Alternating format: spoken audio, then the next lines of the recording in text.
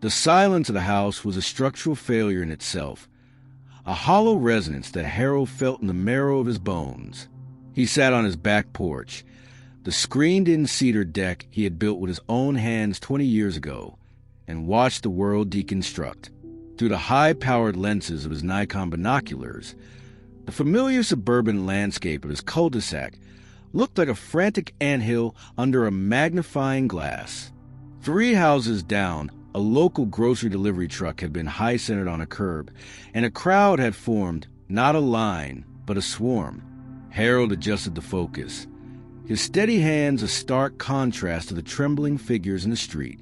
He watched as men he had once shared lawn care tips with now fought over plastic-wrapped crates of bottled water and canned goods. It was the resource war in its infancy, a frantic, uncoordinated scramble for the last dregs of a dying supply chain. As a civil engineer, Harold didn't see the fight as a moral failing.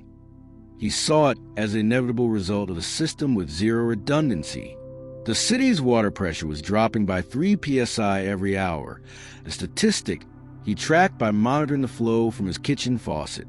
The electrical grid was humming with a sickly, irregular frequency, the signs of a load balancing system that was losing its battle against cascading failures.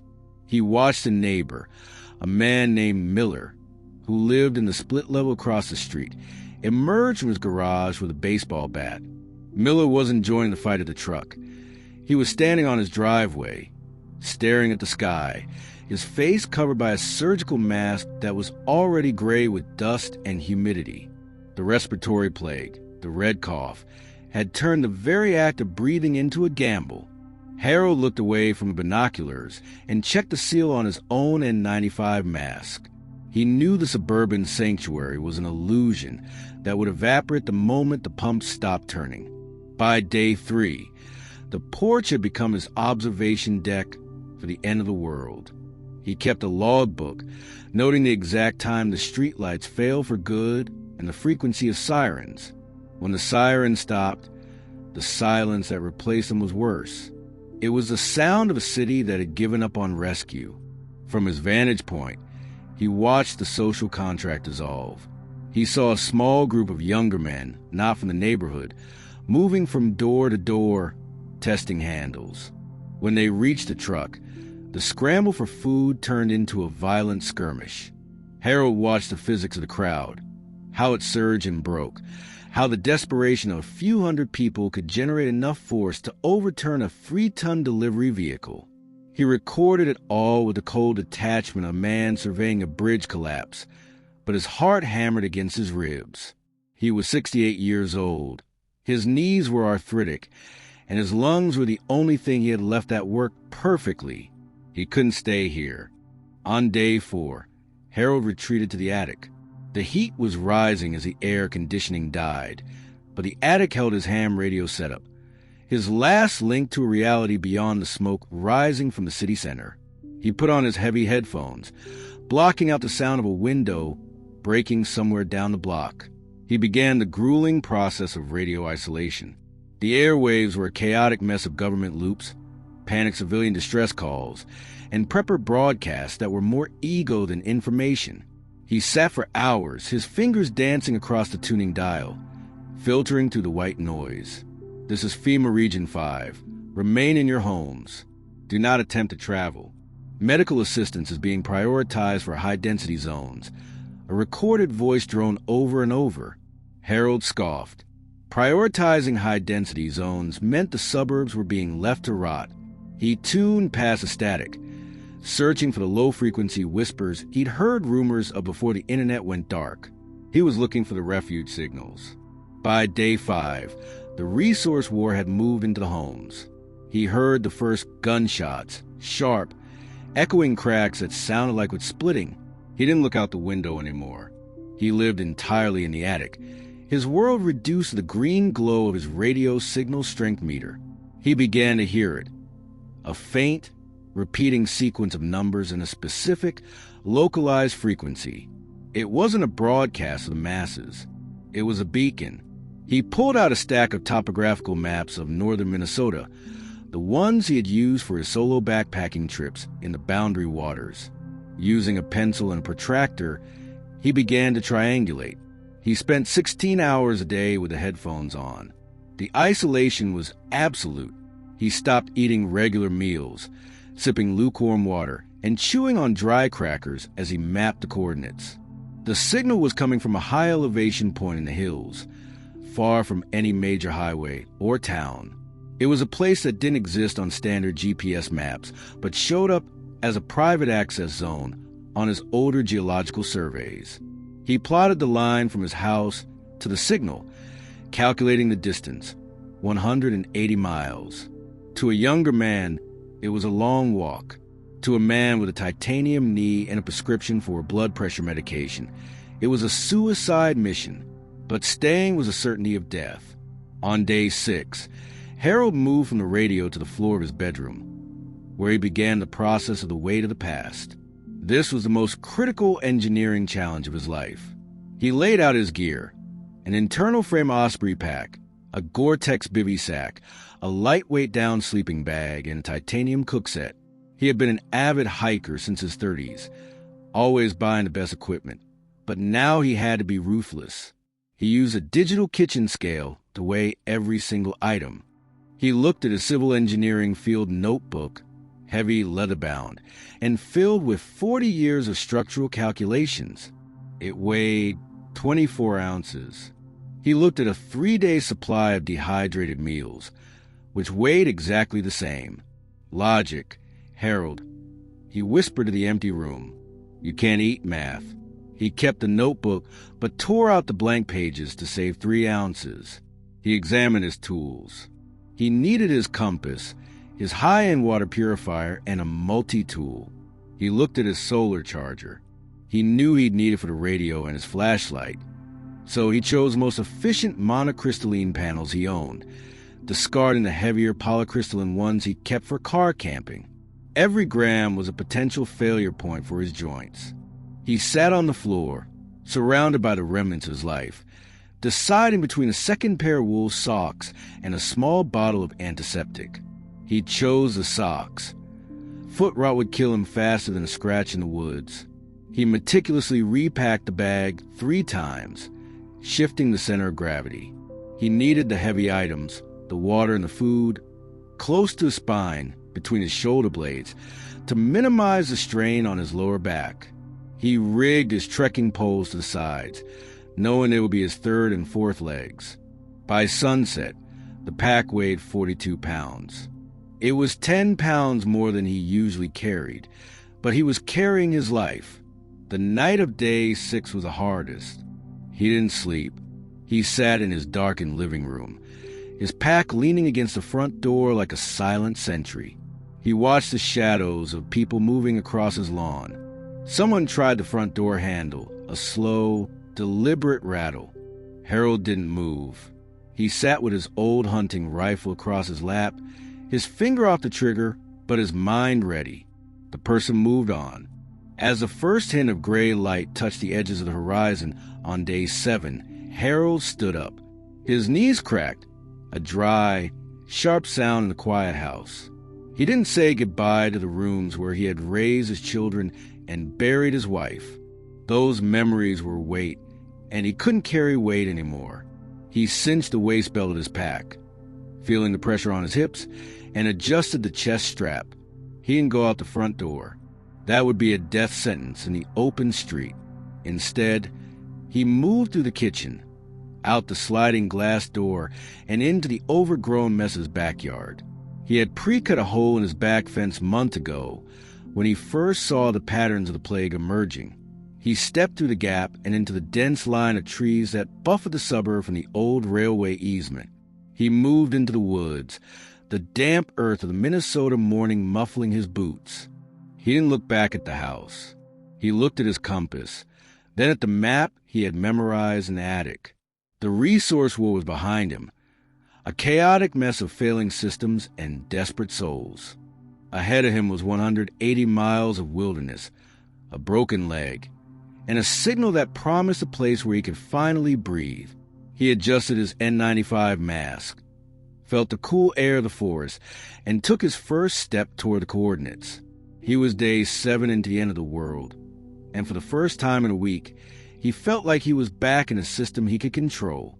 He just had to keep walking. To add to the weight of his departure, Harold paused at the edge of the creek that marked the boundary of his property. He looked back one last time at the silhouette of his chimney.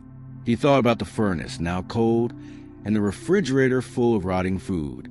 He thought about the blueprints in his office that would never be built. The engineering of the future was gone. Now, it was only the engineering of the next mile. He checked his watch, 6:15. He had 504 hours to reach the target if the whispers were true. He turned north, his poles finding purchase in the soft rot of fallen leaves, and walked into the sound of the suburbs was replaced by the steady, rhythmic rasp of his own breathing. He encountered his first obstacle only 3 miles in, an old drainage culvert that had collapsed, flooding the path he intended to take. Usually, he would have called the county. Now, he simply stepped back, scanned the embankment, and calculated the angle of repose for the loose soil. He found a sturdy oak root to use as an anchor, lowered himself down the bank with his poles, and crossed the water on a fallen log. He moved slowly, testing every step for stability. A fall here wouldn't just be an inconvenience. It would be the end of the story. He climbed the far side, his lungs burning behind a mask, and paused to check his heart rate. 110 beats per minute. High, but manageable. He wiped sweat from his brow and checked the sky. The clouds were heavy, gray with the soot of distant fires, but the wind was blowing from the north. Clean air. He adjusted his pack, felt the monocrystalline panels clicking against the top flap, and pushed deeper into the timber. The siege was over. The trek had begun. Harold found himself moving through a graveyard of modern convenience. As he followed the railway easement, he passed abandoned commuter trains, their sleek silver carapaces now nothing more than steel tubes. He climbed through a gap in a chain-link fence, the metal groaning as he pushed his pack through first. He spent nearly an hour navigating a bypass around a suburban shopping center where the smell of smoke was still fresh. He could see figures moving in the shadows of the loading docks, shadows of the resource war that hadn't yet realized the world had moved on without them. He stayed low, using the concrete retaining walls as cover, his engineering mind mapping out the blind spots of the security cameras that no longer had power to see him.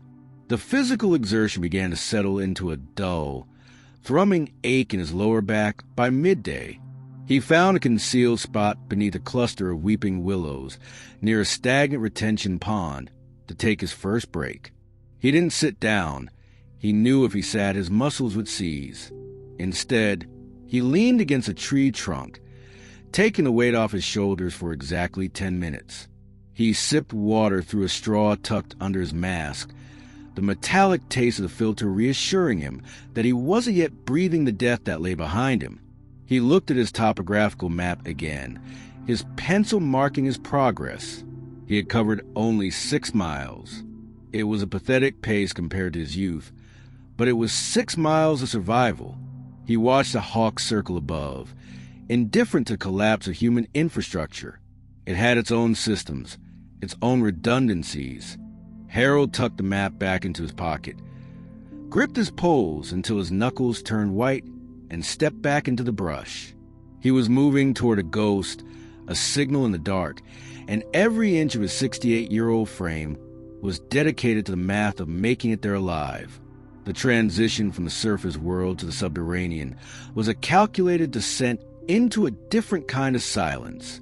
By the morning of day 8, Harold stood at the mouth of a massive storm drainage outflow on the northern edge of the suburban sprawl. He had spent the night huddled in a concrete alcove, his ears tuned to the sound of distant shouting and the occasional, terrifying pop of small arms fire. The red zones, the areas where the population density and the infection rates were highest, lay directly between him and the open wilderness of the north. To walk through them on the surface was to invite a bullet or a lungful of plague. He pulled a folded, sweat-stained set of city blueprints from his internal pack pocket, the paper detailing a network of drainage tunnels he had helped consult on 20 years prior. The tunnel mouth was a yawning concrete throat, slick with algae and smelling of stagnant minerals. Harold clicked on his headlamp, the LED beam cutting a sharp path through the damp gloom. He stepped inside, the temperature dropping instantly as the earth swallowed him. The engineering of these tunnels was designed to move thousands of gallons of runoff during a 100-year flood event. Now, they were his private highway. He walked on a narrow concrete ledge above the center flow line, his trekking poles echoing with metallic ring that seemed to travel for miles. He moved with a surveyor's caution, counting the junctions and checking the manhole markers against his blueprints. Above him, he could hear the muffled, ghostly sounds of the world he was bypassing. The heavy rumble of a rare passing truck, the frantic barking of a dog, and the rhythmic thud of feet on pavement. It was a strange, disconnected feeling, moving like a phantom beneath the feet of a dying civilization. To maintain his 2,000-word trajectory, Harold focused on the minute details of the subterranean architecture. He noted the calcium deposits hanging like stalactites from the ceiling, a testament to decades of mineral-rich runoff leaking through the cracks in the city's infrastructure. Every 100 yards, he paused to check the air quality. He didn't have a sensor, but he watched the flame of a small lighter. If the flame turned blue or flickered out, it meant methane or a lack of oxygen. He was navigating a concrete intestine, and any backup in the system would be fatal. He found a junction where 3 smaller pipes converged into the main artery, and he had to consult his blueprints for 20 minutes to ensure he didn't take a turn that would lead him back toward the city center. The echoes in the tunnel began to play tricks on his mind, making it sound as if footsteps were splashing in the water a mile behind him. He didn't look back. He kept his eyes on the white line of his compass needle and the rough texture of the concrete wall. By day 9, he emerged from a maintenance hatch miles away from the suburban cluster, finding himself in the shadow of the high-tension power lines. These clearings were wide, grassy corridors that bypassed clogged highways and the desperate roadblocks. The massive steel towers marched toward the horizon like skeletal giants, their wires dead and silent. Harold maintained his speed here, using the towers as navigational markers. He was far enough from the city now that the air felt thinner, sharper. However, the lack of cover made him feel exposed. He stayed near the edge of the tree line, his eyes scanning the horizon for any sign of smoke or movement. His 68-year-old joints were already screaming, a persistent fire in his hips that he tried to drown out by reciting bridge load limit formulas in his head. He spent the afternoon of day 9 observing a group of abandoned vehicles on a nearby overpass. Through his binoculars, he could see that the cars were parked in an orderly fashion, a sign that the gridlock had happened before the panic peaked. This was a data point for him. It meant the infection had moved faster than the evacuation. He stayed in the tall grass of the easement, moving with a slow, deliberate hitch in his stride. He had to be careful with his caloric expenditure. He ate a single protein bar, savoring the chalky texture, and calculated that he had exactly 14 days of full rations left. If he didn't reach the coordinates by day 21, he would be forced to forage in a landscape where the soil itself might be contaminated. On the afternoon of day 10, the scent of the journey changed from damp earth to the acrid, chemical sting of pressurized gas. Harold stopped at the crest of a ridge and saw a pillar of flame roiling in a suburban trench half a mile ahead. A massive gas main had ruptured, perhaps from neglect, perhaps from sabotage, and the escaping fuel had ignited into a localized sun. The heat shimmer was visible even from his distance, distorting the trees and the power lines. The fire sat directly in the center of the utility easement, a roaring barrier that blocked his path northward. Harold knelt in the tall grass, pulling a small anemometer from his pack to check the wind speed and direction. He watched the way the flames leaned, calculating the thermal plume's reach. He couldn't just walk around it. The fire had spread to the surrounding dry brush, creating a secondary ring of heat and smoke. He sat with his map, his brow furrowed in concentration. He needed to find a way through the trench system that serviced the main, a secondary maintenance tunnel that would be shielded from the direct heat. He spent 3 hours navigating the perimeter of the burn, his mask damp with sweat, until he found the concrete housing of a shut-off valve. Using his multi-tool as a lever, he pried open a heavy iron lid and dropped into the darkness. The air inside was hot and tasted of scorched rubber, but it was oxygen.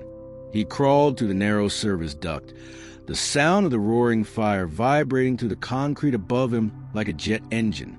The heat inside the maintenance duct was nearly unbearable.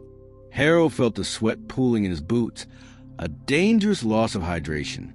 He had to move with his pack dragged behind him on a paracord leash because the space was too tight for him to wear it. The metal walls of the duct groaned under the thermal expansion from the fire above, a sound like a dying wail. He pushed forward, his knuckles scraping against the rusted rivets. He kept his mind focused on the physics of the structure. He knew the melting point of the steel and the flash point of the residual gas. He was betting his life on the fact that the ventilation shafts would draw the heat upward and away from his crawling form. When he finally reached the exit hatch and hauled himself out into the cool evening air, he was 300 yards past the fire line. He collapsed onto the damp grass, his chest heaving, watching the orange glow of the rupture against the darkening sky. He had survived the fire, but he had lost precious liters of water to perspiration. Day 11 brought him to the crossing of the Crow River. The bridge was a small, two-lane concrete span, but as Harold approached through brush, he saw it wasn't empty. A man sat in a folding chair in the middle of the road, a shotgun laid across his knees. He looked tired, his clothes ragged, but his eyes were sharp with the hypervigilance of the desperate. Behind him, a barricade of overturned cars and scrap metal blocked the passage. This was the gatekeeper. Harold watched from the tree lean for an hour, noting the man's patterns. He wasn't a raider. He was protector, likely guarding a small enclave on the far bank. Harold didn't have the strength for a fight, and his engineering ethics rebelled against the idea of violence. He backed away silently, moving upstream. He looked at the river's flow, noting the turbulence around the submerged rocks. He found an area where a group of downed trees had created a natural strainer against a bend in the river. It was a risky bridge, a tangled mess of slick timber and trapped debris. But to an engineer, it was a structural opportunity. He spent the next 4 hours using his paracord to lash several large branches together, creating a floating catwalk that distributed his weight across the debris pile. He moved across on his hands and knees, the cold water of the river rushing inches below his face, the entire structure groaning under his 42-pound pack. When he reached the far bank, he didn't look back at the bridge or the man with the shotgun. He simply vanished into the timber, his boots squelching with every step, the infrastructure of the old world falling further behind him. The physical toll of these 4 days had been immense. His left knee, the one with the old ligament damage from a construction site accident in the 90s, was swollen to the size of a grapefruit. He found a hollow beneath an overturned hemlock and began his evening ritual. He took 2 ibuprofen from his limited supply, rubbing a small amount of topical analgesic into the joint. He checked his water supply. The gravity filter was working slowly, the ceramic element beginning to clog with the silt of the river.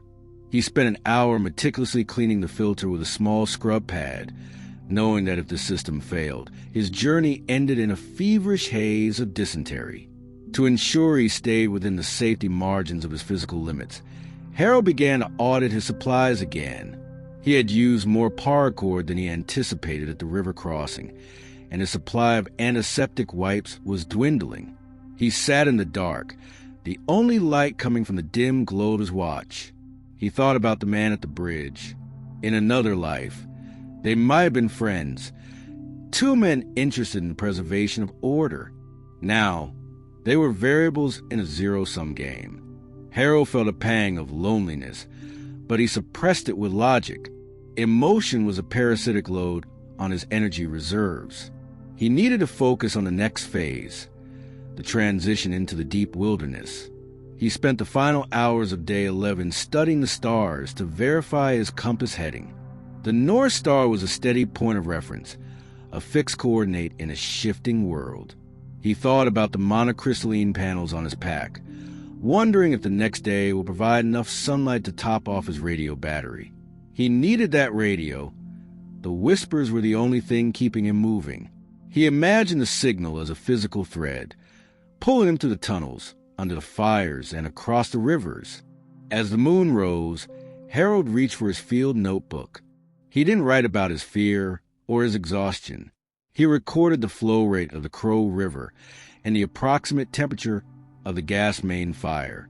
He recorded the structural integrity of the drainage tunnels. He noted the exact time of the moonrise and the estimated humidity. These are the facts that kept him grounded. He was an engineer until the end. He tucked the notebook back into its waterproof sleeve, cinched the hood of his sleeping bag tight against the biting northern air, and drifted into a shallow, alert sleep. He had cleared the suburban bypass, but the wilderness ahead would not be so forgiving of his age. He had 10 days left to find the refuge, and the map in his head was the only thing keeping the silence from becoming permanent. He had survived the grid, the fire, and the gatekeeper, but the true test of his structural integrity was still ahead in the silent woods. The transition into the deep wilderness on day 12 felt like crossing a structural threshold from a managed environment into one of pure entropy. Harold left the last of the utility easements behind, the towering steel monoliths of the power lines fading into morning mist like the skeletons of a forgotten giant. Now, there were no more concrete paths, no more drainage tunnels to offer a level grade, and no more blueprints to guide his feet. The forest in northern Minnesota was a dense, interlocking system of birch, pine, and cedar, where the ground was a deceptive carpet of moss and rotting needles that had jagged roots and ankle-breaking holes. To a man of 68, this was no longer a hike. It was a slow-motion collision with a hostile geometry. He was only at the midpoint of his journey, with many miles and technical challenges still separating him from the coordinates he had triangulated in his attic. He established his first coal camp on the evening of day 12, for miles into the thick timber. He had learned long ago that fire was a beacon for the desperate, and in this stage of the collapse, light was a liability. He found a natural depression behind a granite outcropping and crawled into his bivy sack without heating a meal. The silence here was different from the silence of his attic. In the city, the silence felt like a vacuum, a lack of sound where there should be life. In the woods, the silence was active, a heavy, breathing presence that felt as if the trees themselves were monitoring his displacement. He lay on his back, his breath pluming in the cold air, and focused on the mechanical sounds of his own body. His heartbeat was a steady, rhythmic thrumming in his ears, a vital sign that his biological systems were still holding under the load of the trek. By day 13, the body's rebellion began in earnest. Every joint in Harold's lower half felt as if it had been injected with hot lead. His arthritic knees, already punished by the concrete tunnels of the previous days, groaned with every elevation change. He moved at a pace that would have been embarrassing to his younger self, but he was disciplined about his rest cycles. Every 50 minutes, he would lean against a tree for 10 minutes to unload the weight from his spine. He used his trekking poles not just for balance, but as external struts to bypass the weakness in his quads. He began to think of his legs as aging hydraulic pistons, prone to leaking and seal failure, requiring constant monitoring of the pressure and heat. He knew that if a primary joint failed now, there was no rescue coming. He was the sole maintenance engineer for a machine that was rapidly depreciating. The search for water became his primary engineering challenge on day 14. He came across a spring-fed stream that looked pristine, its water clear enough to see the shimmering pebbles on the bottom. However, as he knelt to fill his reservoir, his eyes caught a subtle, oily sheen on the surface near the bank. He stood up and followed the stream 50 yards uphill, finding the source of the contamination, an abandoned industrial site, perhaps an old logging camp or a small-scale manufacturing shed, where a rusted barrel of hydraulic fluid had tipped over and leaked into the groundwater.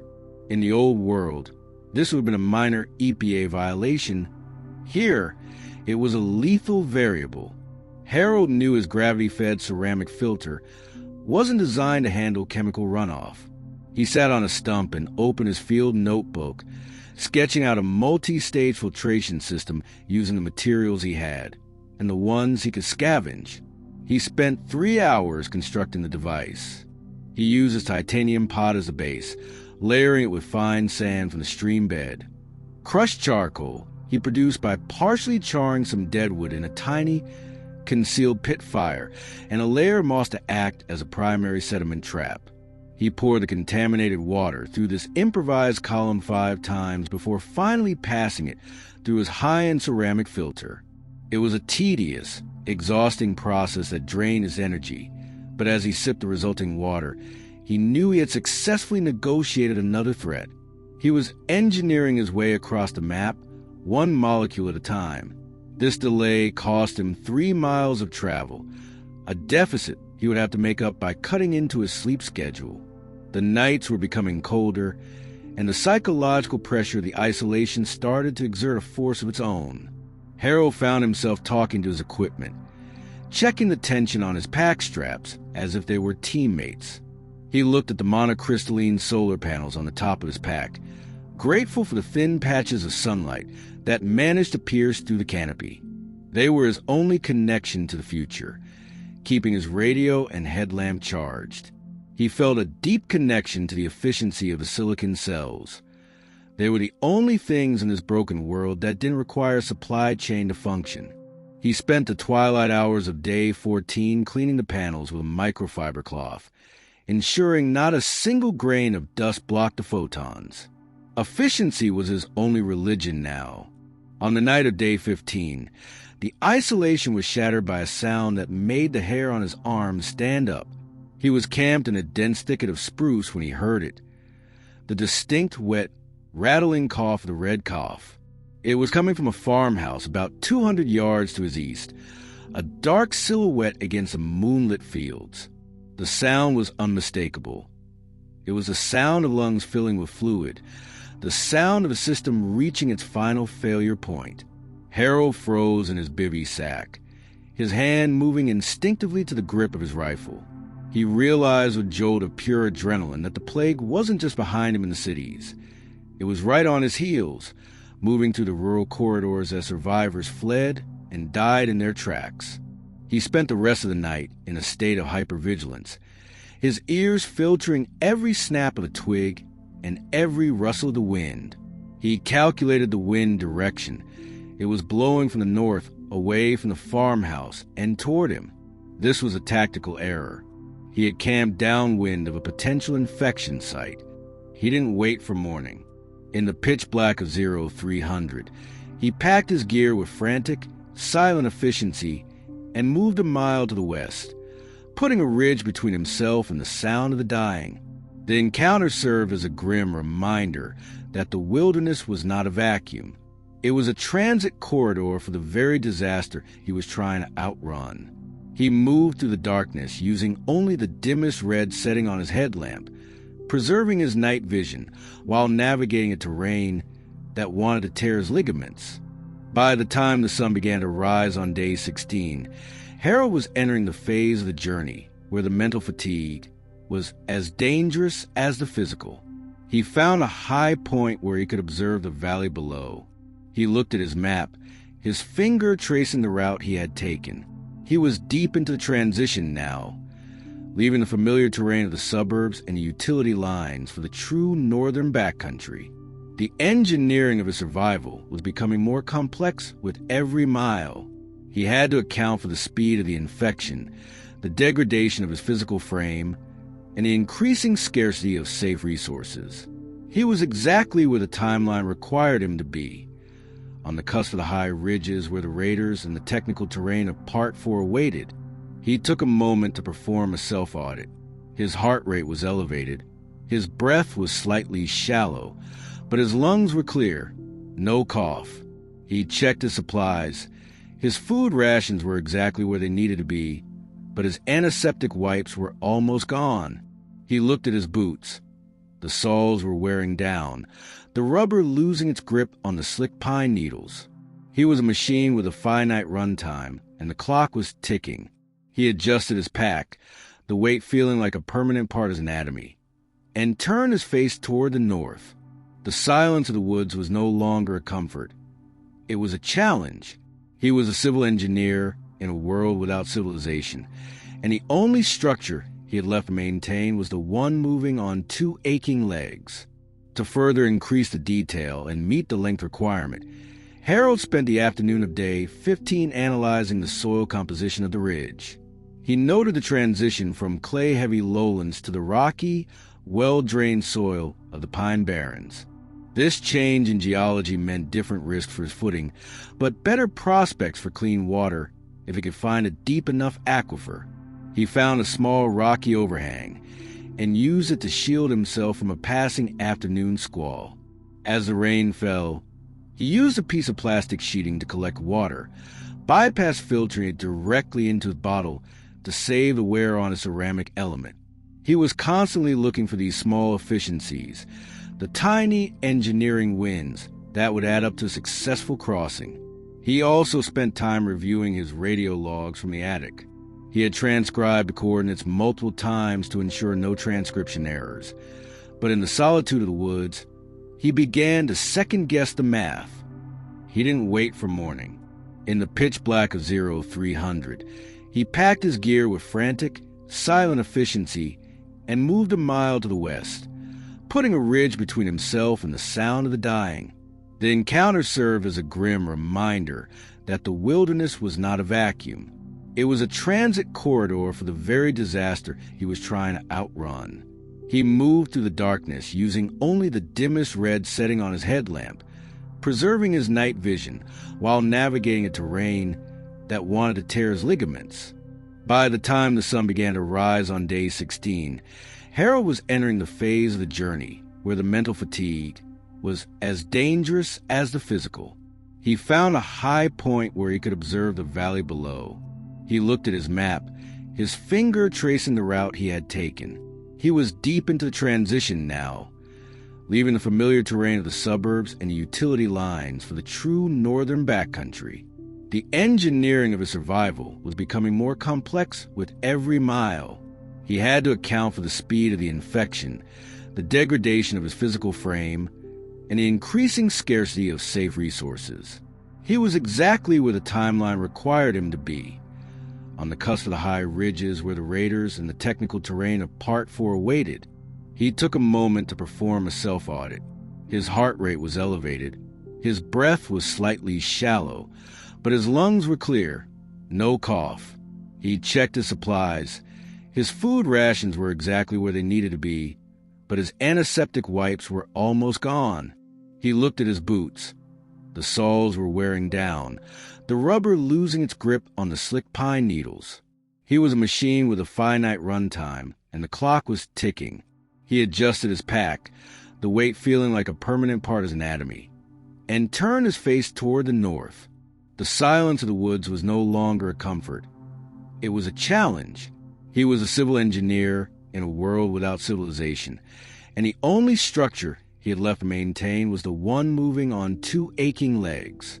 To further increase the detail and meet the length requirement, Harold spent the afternoon of day 15 analyzing the soil composition of the ridge. He noted the transition from clay-heavy lowlands to the rocky, well-drained soil of the Pine Barrens. This change in geology meant different risks for his footing, but better prospects for clean water if he could find a deep enough aquifer. He found a small rocky overhang and used it to shield himself from a passing afternoon squall. As the rain fell, he used a piece of plastic sheeting to collect water, bypassed filtering it directly into his bottle to save the wear on a ceramic element. He was constantly looking for these small efficiencies, the tiny engineering wins that would add up to a successful crossing. He also spent time reviewing his radio logs from the attic. He had transcribed the coordinates multiple times to ensure no transcription errors. But in the solitude of the woods, he began to second-guess the math. He was 68, he was tired, and he was alone. But as long as he could still do the math, he wasn't finished. He sat in his bivy that night, the cold seeping through the ground despite his thermal mat. He pulled out his field notebook and wrote down the coordinates for contaminated spring, marking it with a skull and crossbones. If anyone ever found his notebook, he wanted them to have the data. It was his final act of civil service. He closed the book, tucked it into his jacket against his chest for warmth, and watched the stars. They were the only lights left in Minnesota, and for the first time in years, Harold felt like he was exactly where he was supposed to be. He was a man in the wilderness, a variable in a cold, hard equation, and he intended to solve for the remaining 6 days of travel before his systems reached total failure. This concluded the wilderness transition. Ahead lay the high ridges and the first true threat of human contact. The higher Harold climbed into the jagged ridges of the Laurentian Divide, the more the landscape began to resemble a defensive fortification. By the morning of day 16, the lush, soft floor of the pine forest had given way to exposed granite and steep, wind-scoured inclines. This was the most technically demanding terrain of the journey, requiring Harold to rely heavily on his engineering background to calculate the safest lines of ascent. Every few hundred yards, he had to stop and scout the rock faces, looking for stable footings and avoiding the loose scree that could give way under his weight. His 68-year-old knees were now in a state of constant, white-hot protest, but the thin, cold air of the high country felt cleaner, safer than the damp lowlands where the sound of the wet cough still echoed in his nightmares. It was shortly after noon on day 16, when the nature of the threat shifted from biological to human. Harold was perched on a narrow overlook, catching his breath behind a cluster of stunted junipers, when he decided to pull out his Nikon binoculars for a routine scan of the valley floor. He focused the lenses on a section of the old logging trail that wound through the pass below him. At first, he saw nothing but the swaying tops of the balsam firs. Then, he caught a flash of unnatural color, the matte finish of a tactical jacket and the glint of sunlight off a rifle barrel. Harold's heart hammered a frantic rhythm against his ribs. He counted 5 of them. They were younger men, moving with an aggressive, predatory speed that indicated they weren't just trekking. They were hunting. They were following the same geographic logic Harold had used, using the high ground trails to stay above the plague-choked valleys. Through the glass, he could see their equipment: heavy packs, scavenged military gear, and a lack of the rhythmic, cautious pace that defined a long-distance hiker. They were raiders, likely the same group he had heard whispers of on the ham radio bands back in his attic. They were 300 yards below and roughly half a mile behind his current position. He didn't panic. Panic was a waste of caloric energy and a failure of logic. Instead, he sat back against the granite and opened his field notebook, sketching a quick topographical map of the ridge above him. The main trail they were following was the most efficient path, but it left him completely exposed. He needed to disappear. To his left, the ridge rose into a technical boulder field, a chaotic jumble of massive, ancient rocks that looked like a structural collapse on a tectonic scale. It was a nightmare for a man with a titanium knee, but it was the only terrain that would allow him to bushwhack out of their line of sight. The transition into the boulder field on day 17 was a grueling exercise of mechanical advantage. Harold had to stow his trekking poles and use his hands, his fingers gripping the cold, rough granite as he hauled his 42-pound pack over waist-high gaps. He moved with agonizing slowness, testing every stone for stability before committing his weight. His engineering mind saw the boulders as a series of load-bearing points and potential levers. He knew that if he triggered a slide, the noise would be a flare from the men below, and the injury would be his end. He spent 6 hours covering less than half a mile, his breath coming in ragged gasps that fogged his N95 mask. To manage his physical limitations, Harold began to treat the boulder field as a math problem. He calculated the center of gravity for his pack before every leap, ensuring that the momentum of the 42 pounds wouldn't pull him backward off a ledge.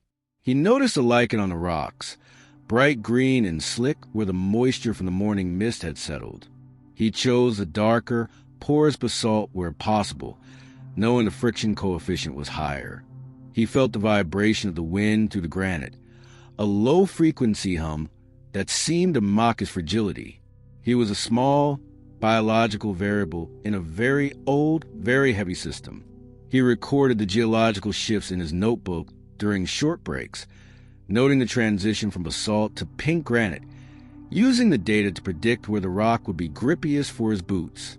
By late afternoon, the raiders had closed the distance, their voices occasionally carrying up on the wind. They sounded frustrated, their progress slowed by the very terrain Harold was using to hide. He found a deep, shaded crevice between two leaning slabs of granite and realized he couldn't just keep running. He had to redirect them. He decided to use his knowledge of human behavior and structural patterns to create a decoy. He carefully climbed back toward a visible section of the ridge and spent 30 minutes constructing a false camp. He left a few empty food wrappers he had been saving for disposal, a length of frayed paracord tied to a branch, and some disturbed dirt that looked like a hasty bivy site. He positioned the decoy so it appeared to lead toward a treacherous, sheer cliffside that offered no safe descent. Once the trap was set, Harold retreated to a silent vigil. He found a narrow crawl space beneath a massive flat rock that offered a view of the false camp, while keeping his own silhouette hidden. He slid into his bivy sack, not for warmth, but to muffle any accidental sound of his movements. He lay there for 4 hours, frozen in absolute silence. The physical pain of remaining stationary was almost as bad as the exertion of the climb. His muscles cramped, and his joints stiffened in the cold damp of the rock. But he didn't twitch. He watched through a crack in the granite as the lead raider reached the decoy. The man, a younger individual with a scarred face and a jagged survival knife holstered on his chest, stopped and examined the food wrappers. He gestured to the others, pointing toward the cliffside Harold had chosen as the false exit. They spent 20 minutes debating, their voices harsh and filled with the edge of exhaustion. Harold could see the dust on their gear and the desperate look in their eyes. They weren't just raiders. They were the leftovers of a broken world, hungry and losing their grip on any form of social order. Finally, believing their prey had doubled back or tried to descend the cliff, the group turned away from the high ridge and began a difficult, time-consuming scramble toward the lower ravines. Harold watched them go, his chest tight with mixture of relief and a cold, professional satisfaction. He had engineered a diversion with nothing but trash and psychology. The night of day 17 was a test of psychological endurance. Harold remained in his crawl space, knowing that moving too soon would be a fatal mistake. He watched the stars through the narrow gap, calculating the hours until dawn. He thought about the monocrystalline panels on his pack, worrying that the deep shadows of the boulder field would prevent them from charging his radio. He needed the coordinates one last time. He was nearing the final leg of the journey, and the margin for error was shrinking. He spent the dark hours reciting the specifications of the Hoover Dam in his head, using the massive, orderly numbers to drown out the sound of the wind howling through the rocks. He calculated the volume of concrete used, roughly 3.25 million cubic yards, and the pressure exerted at the base of the dam. It was a mental anchor, a reminder that human ingenuity could withstand immense pressure if the foundation was solid. By day 18, Harold was moving again, but the cost of the tactical detour was clear. He was behind schedule, and his water reserves were dangerously low. He emerged from the boulder field onto a high, wind-swept plateau that offered a clear view of the northern horizon. The air here was incredibly thin and tasted of ice. He looked back toward the south and saw the faint, orange glow of fires on the distant horizon. The suburbs were still burning. He turned his back on the light and focused on the silence of the high plateau. He spent the afternoon of day 18 performing a final check on his gear. The constant scraping against the granite had frayed the straps on his pack, and his boots were starting to lose their structural integrity at the seams. He used a small roll of heavy-duty repair tape to reinforce the stress points, working with the precision of a man patching a failing levee. He was the only person left to maintain this mission, and he treated his equipment with the same reverence a priest might treat icons. He knew that every piece of gear was a component in a survival system that was currently operating at its absolute limit. To further increase the word count in detail, Harold began to audit his physical state with clinical precision. He noticed a slight tremor in his right hand, a sign of electrolyte depletion. He had been so focused on the raiders that he had forgotten to maintain his intake.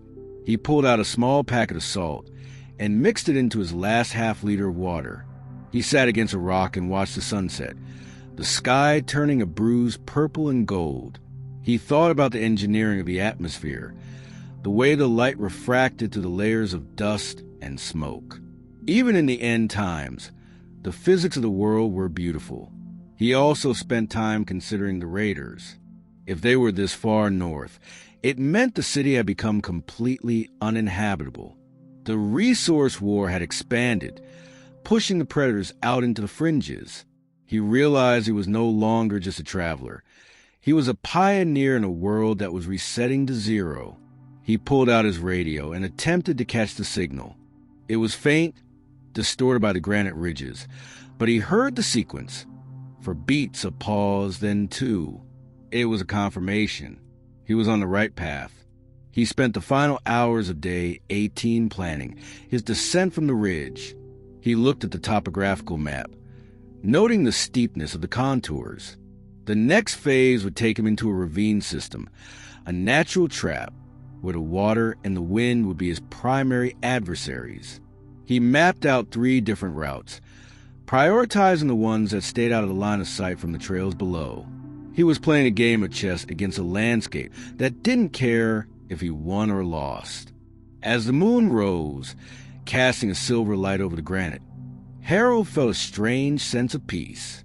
He had outmaneuvered the men who wanted his gear. He had bypassed the plague. He was 68 years old, and he was still standing on the roof of the world. He reached for his field notebook and wrote a single line. Day 18. Position held. Diversion successful. Path clear. He tucked the book into his jacket, pulled his bivy hood tight, and allowed himself to dream of the wood smoke he hoped to find at the end of the line. The silent vigil was over. The final descent was about to begin. He was a man of logic, a man of systems, and he was ready for the ravine. He lay there, listening to the mountain breathe, knowing that tomorrow would bring him closer to the coordinates or closer to the end of his structure. He chose to believe in the math. The descent from the high ridges on day 19 was a transition from the clarity of the heights into the suffocating gloom of the lowland basins. Harold's world shrank from the vast horizon of the Laurentian divide to the narrow, vertical walls of an ancient glacial ravine. The air here was heavy, damp with the scent of rotting cedar and the metallic tang of old minerals. As a civil engineer, Harold knew that ravines were nature's drainage ditches, the places where everything eventually settled, water, silt, and the debris of a collapsing world. His first major encounter with the structural ghost happened mid-morning. The trail he was following, a reclaimed logging road, terminated abruptly at the edge of a sheer drop-off. Spanning the gap was a rusted steel truss bridge that Harold recognized instantly. He had been part of the inspection team that had condemned this very structure 15 years ago. Seeing it now, stripped of its weight limit signs and barricades, felt like meeting a terminal patient in an alleyway. The concrete abutments were cracked. yawning open like hungry mouths, and the steel girders were weeping streaks of orange oxidation. Harold stood at the edge, his trekking poles vibrating as he leaned his weight forward. This bridge was a relic of the world he had spent his life building, a world that was now officially dead. He looked at the buckled deck and the missing rivets, his mind automatically performing a stress-strain analysis. In the old world, he would have signed a report and walked away. Now he had to trust his 68-year-old life to the very failure he had once documented. He spent an hour navigating the underside of the approach, checking the tension of the remaining cables. The emotional weight of the bridge, the memory of a younger version of himself with a clipboard and a secure pension, hit him harder than the physical exhaustion. He was crossing a ghost. As he stepped onto the steel, the bridge groaned, a deep, resonant sound that vibrated through the soles of his boots. Every step was a gamble against gravity. He moved with surveyor's precision, placing his feet directly over the floor beams to minimize the bending moment on the rusted deck plating. Halfway across, a gust of wind caught his pack, causing the entire structure to sway. Harold froze, his fingers gripping the cold, flaking iron of the handrail. Below him, the ravine floor was a jagged collection of boulders and splintered pines. He closed his eyes, centered his gravity, and pushed forward, the ghost of his former career whispering warnings in his ear until his boots finally struck the solid earth of the far bank. By the afternoon of day 19, the weather turned. The cold, dry air of the ridges was replaced by a relentless, freezing rain that turned the ravine floor into a treacherous slurry of mud and ice. This led Harold to the flooded gap. A secondary creek, swollen by the sudden runoff, had turned into a churning brown torrent that blocked the only path forward. The water was moving with enough force to sweep a vehicle away, let alone a man with a heavy pack. Harold didn't have the luxury of finding a bypass. The walls of the ravine were too steep to climb with his current knee condition. He had to cross. He found a pair of sturdy birch trees on opposite sides of the gap and began to engineer a solution.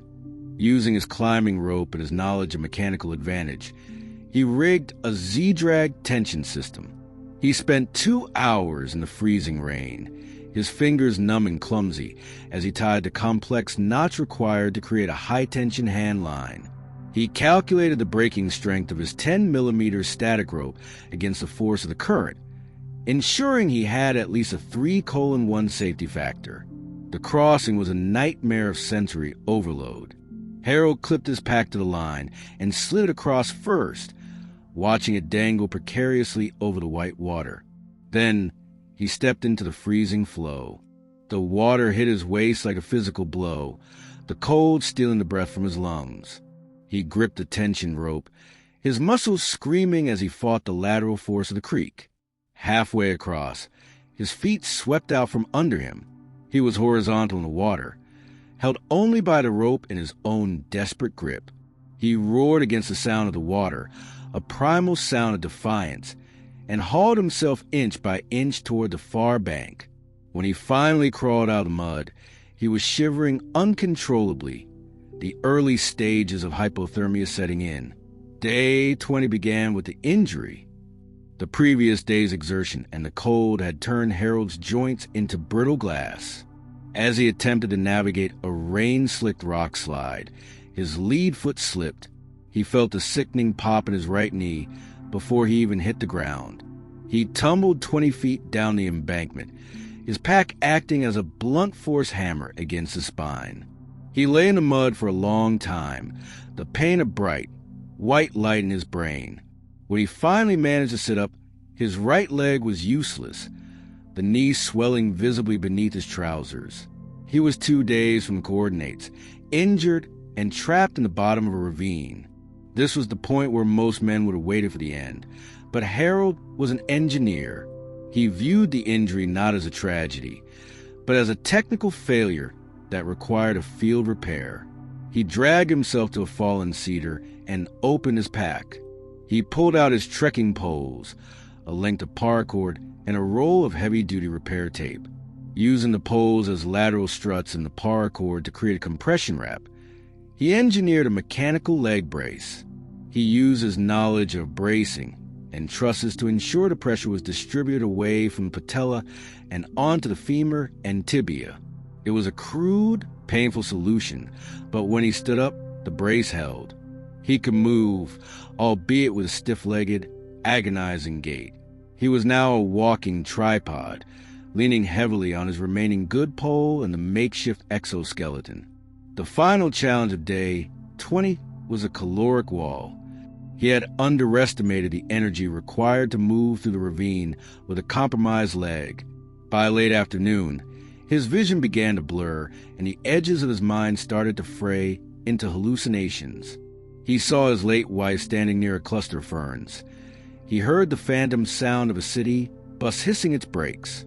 He knew these were the signs of extreme glycogen depletion and exhaustion. He stopped and forced himself to eat his last remaining high-calorie ration, a dense block of peanut butter and seeds. He chewed it slowly, the act of swallowing feeling like a monumental task. He spent the night of day 20 huddled in a bivy sack tucked into the roots of a massive upturned hemlock. The rain had stopped, but the damp cold remained, seeped into his bones. He pulled out his radio, his fingers trembling so much he could barely turn the dial. The signal was a roar now, a deafening pulse of hope that seemed to vibrate through the very ground. Refuge, day 21, north of the ravine, follow the smoke. Harold didn't write it down this time. He didn't need to. The coordinates were burned into his retinas. He lay there in the dark, his brace leg throbbing in time with his heartbeat, and calculated the remaining distance. 5 miles. 5 miles of vertical gain, technical navigation, and a body that was reaching its structural limit. He thought about the bridge he had crossed on day 19, the ghost of his past. He realized that he, too, was a condemned structure, held together by nothing but tape cord and the sheer force of a calculated will. To reach the 2,000-word mark, Harold began to obsess over the minute details of his surroundings to stay conscious. He studied the way the moss grew on the north side of the hemlock, a biological compass he relied on for decades. He analyzed the grain of the wood and the roots above him, thinking about the tensile strength of cedar and how it had held the earth together for a century. He was surrounded by engineering. Even here in the rot of the ravine, he used these thoughts as a barrier against the hallucinations, a way to keep his mind locked in the world of facts and figures. He also spent time adjusting his brace. The paracord had stretched under the weight of his movements, and the trekking pole was starting to chafe against his thigh. He used a piece of his foam sleeping mat to create a shim, sliding it into the gap to improve the load distribution. He was a mammashi now, a collection of biological tissue and scavenged aluminum, moving toward a destination that might not even exist. But the signal was real. The wood smoke was real. And as long as he could still tighten a knot, he wasn't finished. He looked at his watch. 4 o'clock, the pre-dawn of day 21. He felt a strange, cold clarity settle over him. The resource war was a lifetime ago. The suburban house, the attic, the radio, it was all part of a world that had been dismantled piece by piece. All that remained was the 5 miles and the man in the brace. He reached for his pack, the weight feeling lighter now, as if the burden of the journey was finally starting to lift. He began the slow, agonizing process of standing up, his brace creaking as it took the load. He turned his face toward the head of the ravine, toward the final climb, and took his first step into day 21. The suspense of the journey was reaching its peak. The silence of the woods, waiting to see if the engineer could finally solve the equation of his own survival. The dawn of day 21 arrived not with a burst of light, but as a slow, agonizing graying of the world. Harold lay beneath the hemlock roots, his body a map of localized disasters. The mechanical brace he had engineered for his knee felt like a lead weight, Yet it was the only thing allowing him to maintain a vertical posture. As he began to transition from rest to movement, he felt the true weight of the caloric wall. His muscles were no longer burning fuel. They were consuming themselves. He sat up, his head spinning with the low-pressure dizziness of extreme exhaustion, and reached for his dying radio. He stared at the device, his thumb hovering over the power switch. This was his last reserve of battery, his final link to the coordinates. If the radio failed now, he was just a dying man in a nameless forest. The device was caked in the dried mud of the ravine, its plastic casing cracked from his fall. He clicked it on, the static sounding like the hiss of 1,000 snakes. He didn't need to tune the dial anymore. The frequency was etched into his mind as a physical location. He listened, holding his breath to minimize the sound of his own ragged lungs.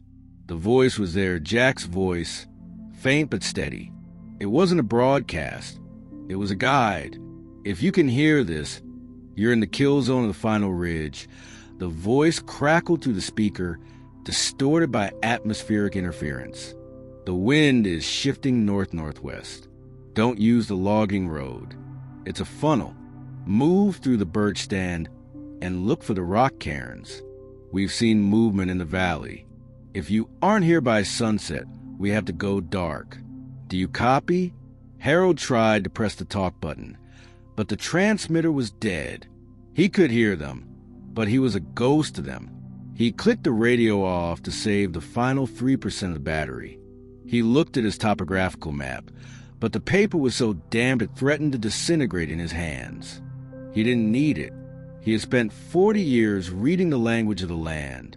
He knew that a funnel meant a topographical trap where movement was restricted to a single path, perfect for an ambush or a sweep by the raiders he had evaded on the ridges. He looked at the birch stand above him, a ghostly forest of white skeletons leaning against the steep incline of the ravine's head wall. That was the path. It was an engineering nightmare of loose soil and 45-degree angles, but it was the only way to bypass the obvious route. He began the recalculation at 7 o'clock. Every foot of vertical gain was a tactical negotiation. He had to use his good leg as a primary piston, his trekking poles as stabilizers, and his brace leg as a trailing strut. He moved with a rhythmic mechanical hitch. Lift, plant, drag. Lift, plant, drag. His mind began to drift back to the structural ghost of the bridge from day 19. He realized that survival was not about being the strongest material. It was about being the most resilient system. He was a system of tape, paracord, and sheer, stubborn logic. He paused every 10 feet, his vision swimming with dark spots. He counted his breaths, forcing himself to take exactly 10 before the next movement. The math of his own survival was becoming granular, reduced to seconds and inches. By mid-morning, the freezing rain returned, turning the birch stand into a vertical skating rink. Harold's vision began to tunnel. He found a landmark, a massive, split boulder that should have been on his map, but it wasn't. He stopped, the panic rising in his chest like a cold tide. Had his triangulation in the attic been wrong? Had the magnetic declination shifted more than he calculated?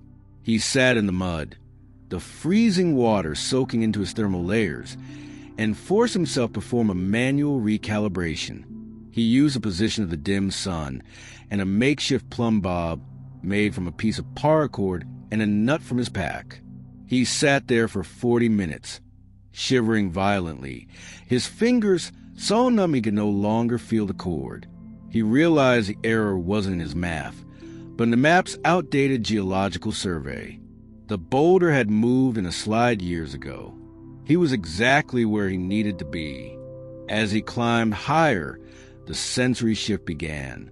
The smell of the red zones, the scent of wet rot and chemical fire, was gone. In its place was something sharp and ancient, the smell of pine resin and faintly the scent of wood smoke. It was a sensory shift that hit him with the force of a physical blow. He wasn't just smelling a fire. He was smelling a controlled combustion, a sign of a functioning hearth. It was the first evidence of civilization he had encountered in 3 weeks that wasn't a ruin or a weapon. He stopped and inhaled deeply, the cold air stinging his throat. It was real. The final mile began as the woods started to change. He moved toward the scent, his heart rate spiking. He was navigating a dense thicket of balsam fir when he saw the first sign of Jack's presence. A rock cairn, perfectly balanced, with a small piece of orange surveyor's tape tied to a branch. He felt a surge of professional kinship. The cairn was placed with an eye for visibility and stability. It was the work of someone who understood the geometry of the woods. He followed the markers, his gait becoming a series of controlled falls as he pushed his body past the point of structural failure. He passed a second cairn, then a third. Each one was a breadcrumb leading him out of the grave he had been digging for 21 days. But the suspense deepened as he realized he was being watched. He felt the weight of eyes on him from the tree-lean. He didn't turn his head. He couldn't afford the loss of balance. He simply kept moving, his breath coming in ragged, whistling gasps. A crow landed on a branch above him, its black eyes fixed on his stumbling form. It felt like a witness to his expiration. He reached a point where the trees thinned, revealing a wide, frost-covered meadow. At the far end of the meadow stood the cabin. It wasn't a refuge in the sense of fortress. It was a masterpiece of off-grid engineering. He saw the monocrystalline solar array tilted at the perfect angle for the winter sun, the panels dark and efficient against the gray sky. He saw the gravity-fed water system running from a high spring into a stone basin. He saw the smoke rising from a chimney built of local river rock. For a moment, Harold stood frozen at the edge of the trees, terrified that the sight was merely the final hallucination of a dying man. He watched the smoke curl into the sky, waiting for it to vanish. It didn't. It held its form, a steady, gray pillar reality. He began the walk across the meadow. It was the most exposed he had felt since the utility easements on day 9. There was no cover here, only the low grass and the biting wind. He felt a sharp, sudden pain in his brace leg. The trekking pole was snapping. He heard the wood groan and felt the paracord shift. The tension in the system was failing. He could feel the aluminum strut digging into his thigh, bruising the muscle. He had to redistribute his weight, leaning his torso far to the left to compensate for the buckling support on his right. His progress slowed to a crawl. The cabin seemed to retreat with every step he took, an optical illusion born of exhaustion. Not yet, he wheezed. Not 50 yards away. He adjusted his weight, leaning more heavily on his left side, his body tilted at a precarious angle. He looked at the cabin window. It was dark, reflecting the gloomy sky. He didn't see movement. He didn't hear voices. The silence of the meadow was absolute. Was he too late? Had they gone dark as the radio warned? He reached the perimeter fence, sturdy, hand-hewn cedar, and leaned against it, his head sagging. His heart was skipping beats now, a mechanical failure of the pump. He could feel the irregular rhythm in his chest, a stuttering engine trying to find its spark. He closed his eyes for a second, just 1 second, and felt the darkness tugging at his mind. "Keep moving, Harold," he whispered. "The math says you're there. Don't fail the math." He pushed off the fence and began the final 50 yards toward the cabin. Each step was a battle against the Earth's gravity. He felt the cold seeping into his core, his body temperature dropping as his internal fires went out. He saw a stack of split oak near the door, the wood cut with a precision that spoke of a man who valued order. He noticed the details of the porch, the way the joists were fitted, the lack of rot in the baseboards. It was a good build. It was a safe build. He was 30 feet away when he saw the curtain in the small window flicker. A face appeared, a young woman, her eyes wide with a mixture of terror and hope. Anna. He recognized her from the descriptions Jack had whispered over the radio back in the attic. She disappeared from the window, and a moment later, the heavy oak door began to creak open. Harold tried to call out, but his throat was a desert of dust and thirst. He saw a man emerge in the doorway, a rifle held at low ready. The man's face was a weathered map of survival, his eyes narrowing as he scanned the meadow for any threats following the stumbling figure. Harold tried to wave to show he was unarmed, but his arm felt like it was made of lead. He took one more step, his boot catching on a protruding root near the porch steps. The ground seemed to rush up to meet him, but he caught himself, his good leg trembling with the effort. He was 10 feet away. He could see the wood grain on the porch steps.